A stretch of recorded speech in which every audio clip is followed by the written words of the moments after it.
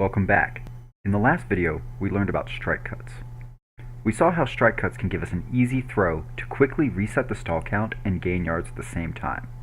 If you missed that, check that video out first. In this video, we will see how certain defensive schemes have an advantage against strike cuts. We will look at how to engage zone defenders and get them to temporarily abandon their zones. And finally, we'll learn how to read the defense and respond with a secondary move when our strike cut can't get open. Last time, we saw how strike cuts can be effective against man-to-man defensive schemes. It's easy to win a foot race when you get to decide when the race starts and where it's going. Notice how the number 1 defender in red ends up behind the blue 1 handler who's executing the strike cut. This is called a trail technique. When you get a step or two ahead of your defender, they can still block discs that are thrown behind or if the disc hangs in the air too long, but the cutter has superior position on any disc out in front of him. This is an important technique to be able to spot. If you make your initial cut and you see that your defender is now in trail technique, keep running. You have an advantage, and the best way to press that advantage is to use speed to beat them to the spot. Now let's introduce what's called a poach concept. Blue is on offense, and they're going towards the left end zone. Blue 2 has the disc in the center facing that left end zone. Red 2 has set up on Chandler's left hip. Red 2 is going to aggressively block any throw from going to that break side, including short dump passes behind the handler line. This aggressive defensive position makes it difficult for the offense to move sideways and even backwards, but one player can't cover everything. Red 2 is leaving a throwing lane open further up the field. This is where Red 1 is going to step in and help. Red 1 is going to pull away and position himself to take away throws up the field on the break side. When a defender leaves his assigned man to instead cover an open area of the field, we call this poaching.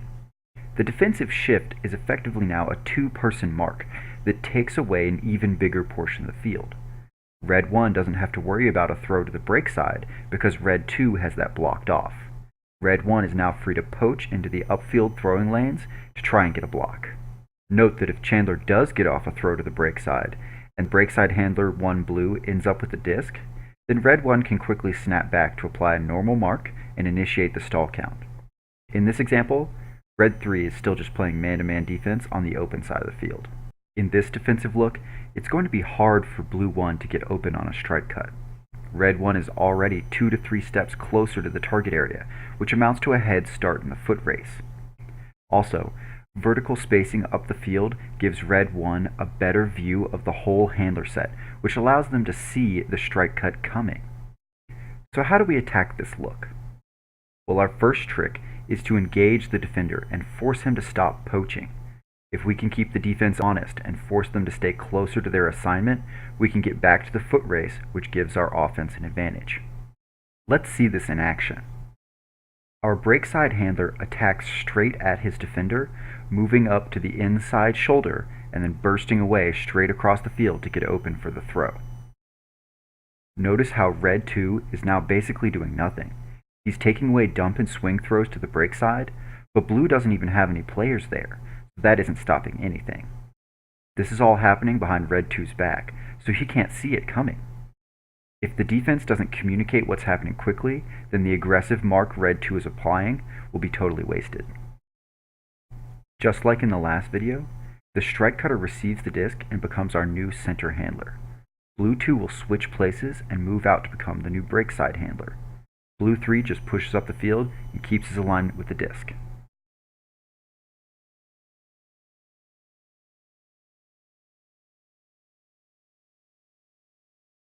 Sometimes, the defense will be ready for the body seal move. They may jockey for position to cut off any movement towards the center of the field. They may back up to avoid contact. They may even be fast enough to catch up after the cut. Nothing works perfectly every time, so we need a second option when the strike cut just doesn't get us open. In this example, Blue 1 can make a strike cut, but if that's well covered, he should cut back hard towards the sideline. I don't mean fake the strike cut or dance in the lane. This is a simple 2-way read. Cut hard to the inside.